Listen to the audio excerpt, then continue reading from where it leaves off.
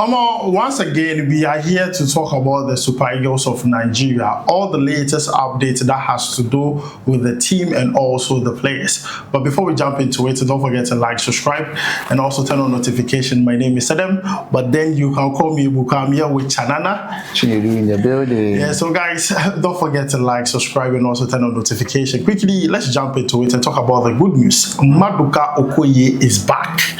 He featured for Udinese yesterday against Cremonese. That game ended in a 1-1 draw. First of all, what do you have to say about him being back before we talk about his statistics in that game? I think it's good news for Nigeria to have a goalkeeper of the caliber of Maduka back. We all know he was suspended because of some issues and other stuff. But now he's back, and for me, I believe he's their safest pair of hands. Whether you like it or not, because when you have as an African... Hold up. Safest pair of hand, meaning should he be the first choice goalkeeper? He's the first choice, whether you like it or not. Based so on you level, feel like Mabali should go to second, he should come first? He has to prove right now. I'm not dismissing Iwan's performance or other thing. Okay.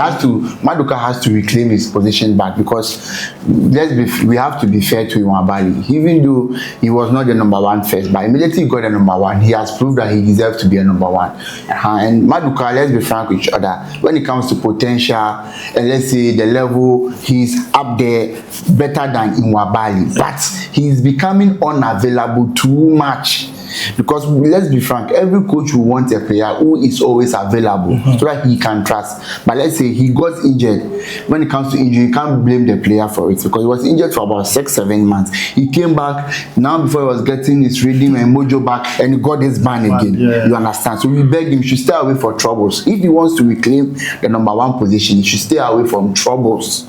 And so that he will always be available, because no coach will want to count on a player who is not available, whether it's injury or other issues. We want a player, because with issues like this, sometimes you'll be in the point you're not sound minded, because we need. And when it comes to goalkeeping, even though people don't book that much, I tell you, when you have a very bad goalkeeper, you are in trouble. Yeah, let me just add something. For a goalkeeper to go through such a ban because of betting, and for him to come back and then immediately his ban was all over, you need to put him into a game like this. It should tell you how important he is for Udinese. And looking at his level, he plays in the Italian Serie A.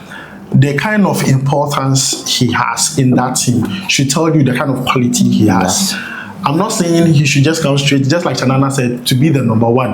But then I believe that he provides that needed competition to my man Iwan, because I feel like Iwan in that position, if you ask any Nigerian anywhere that, okay, let's say Iwan is injured in a game, would you have faith in Obasogi to be in that pool?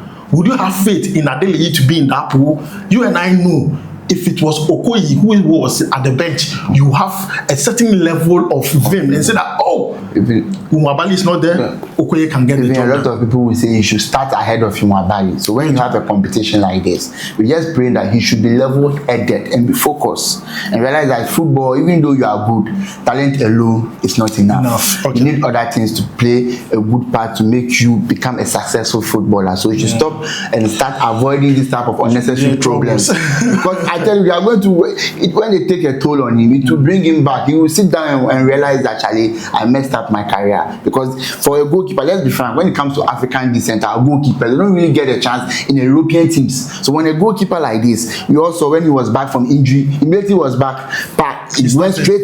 Now, issues like this is back. That tells you that the hierarchy of Udinese, they value him a lot. So you should not fall their hand, or should not be, because you come to a time when this thing person, they become fed up with you, no matter your talent. People like Balotelli and things, because their talent, the coaches and things become fed up with them, and they let them leave their club and things. So with this level of trust that Udinese are having in him, because not every team will have that level of trust in patience for you to solve some problems. So we beg him, he should be focused on his career, because it will be heartbreaking to see his career go down the drain, not because of performance, but because of other issues that are avoidable. He should avoid betting and other things concerning that at all. For him getting too much, that maybe it's something that he wasn't really involved in, but we beg him, we should stop this controversy and concentrate on the football.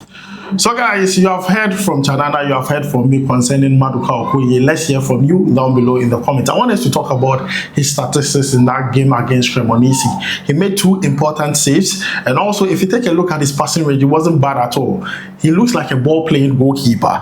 He made 22 out of 28 passes in that game, accumulating to 79%, which in my own opinion is very good. For a goalkeeper, yes, very good. He was rated 6.7 by SofaScore, which is a fair rating in my own opinion.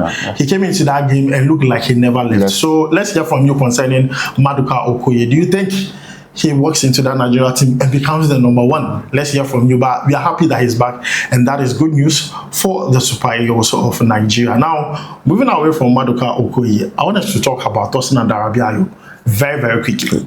We are hearing reports that with Tosin Adarabioyo, the coach has made it very clear he has to play the AFCON before he even thinks of even going to the World Cup. Yes, Nigeria has not qualified for the World Cup yet, but I just believe that if Tosin Adarabioyo wants to play Nigeria Super Eagles, he should avail himself now. Not later. He should start preparing his document to switch nationality now, because this is the time Nigeria needs him. Yeah. Semi Ajayi will miss that game. Okay. They need experience at the back. Do you have anything to say about this? For me, yeah, I think he should show his availability and his seriousness to play for Nigeria. We don't want a situation that when they qualify for the World Cup, before you hear players granting interview that, oh, I'm ready to play. No. Don't do that. Fine. Even though yesterday we said that if you are in our last video, we said that if the country don't owe you anything when you play qualify because you are getting paid, but still we don't like things like it. We want the players to show dedication, fight for the cause, help the team qualify for the World Cup. With that, everything is settled. You can come at any time, but don't wait for the team to qualify for the World Cup and you sit down somewhere and say now you are ready to play the team. So now that the coach has stated it emphatically that he wants him to play in the AFCON, he should make it available that I'm ready, so that his process will start now.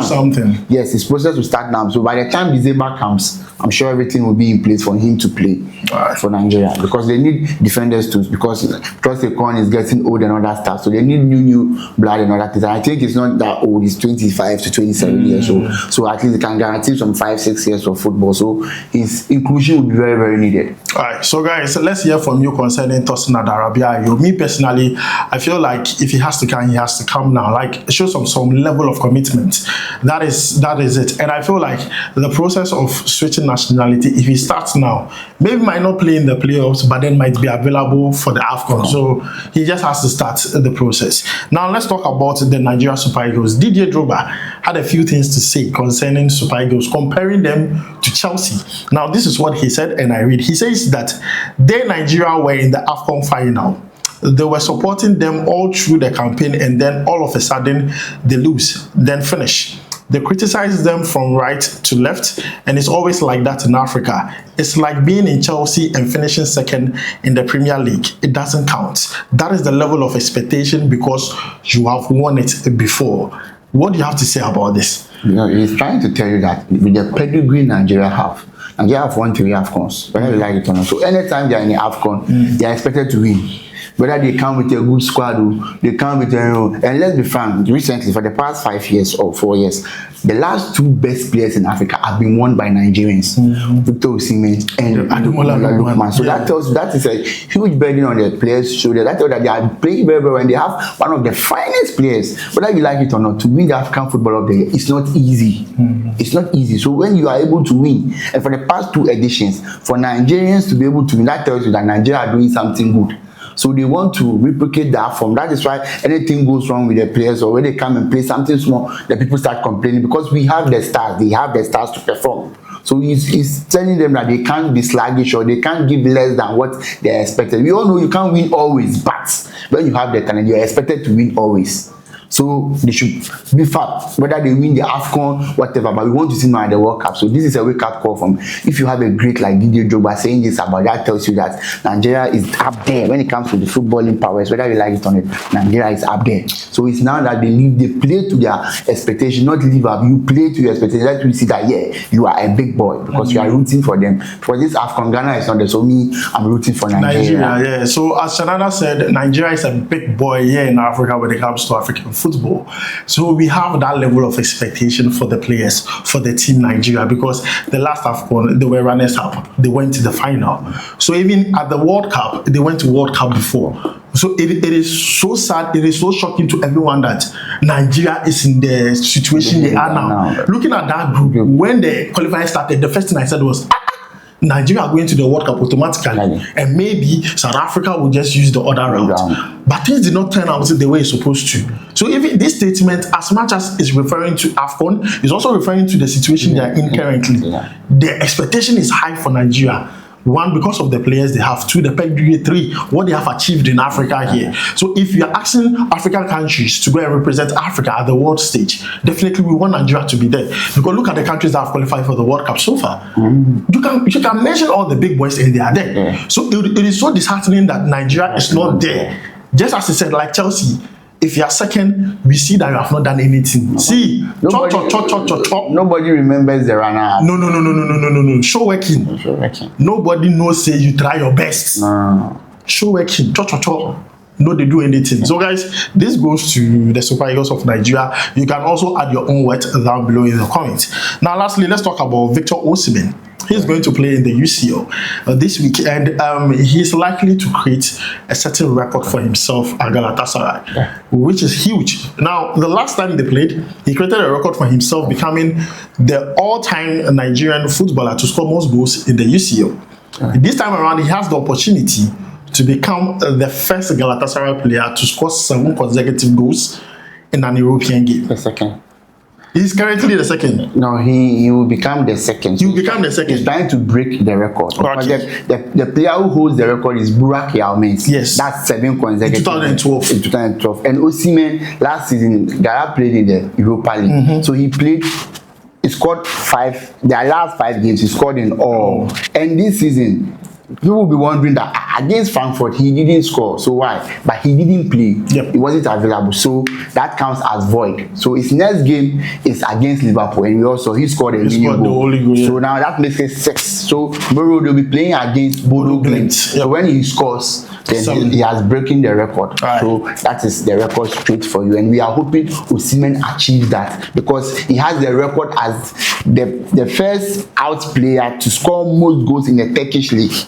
Someone who is not from Turkey, but he has scored the most goals in a single season in the Turkish league. So now it's trying for another record, and we want our players like that to be breaking records. When you break records like this, it boosts your confidence, especially in the Champions League, especially in Europe. We all know the players, their ceiling is the European competitions. So we all want Victor Osimhen to do very, very well. So we are hoping that tomorrow he will bang in a goal and to end up in a win for Galatasaray. Alright, so as Chanana said, I just want to add these few words. He scored a hat-trick for Nigeria, during the international break. I think he comes with that whole vim. The vibe is there. The vibe is there because he just scored a hat-trick. And this is European night. This is the big stage.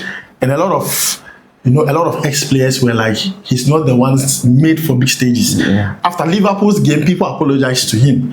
He should make it a statement so that people will continue apologizing. Because if you can do so well in UCL, you beef up your profile, you beef up your CV in a huge way. Most of us, we wanted Osimhen to go to a better team. Like Liverpool, the Chelsea. But it's just rather unfortunate he's not there. But with Galatasaray, we are still happy that he's there.